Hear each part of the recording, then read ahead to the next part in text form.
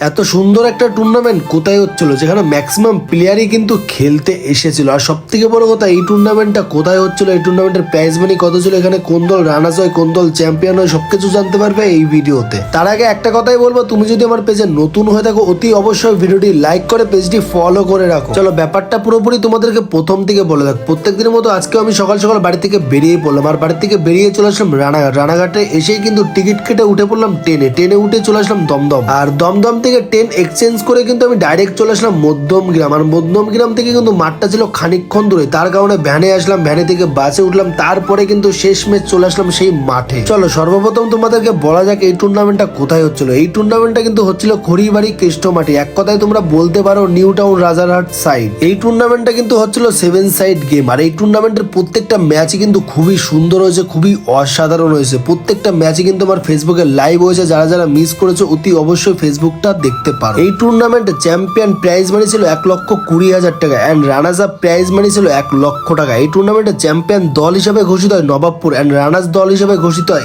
SPP Nandigram. এই টুর্নামেন্টে কিন্তু খেলতে এসেছিল পলাশ দা, সুরাজ সিং, সুরাজ মালিক, সুরাজ মুন্সি এন্ড খেলতে এসেছিল শঙ্কর দা, জিদান দা, ইরফান দা, আরো অনেকেই।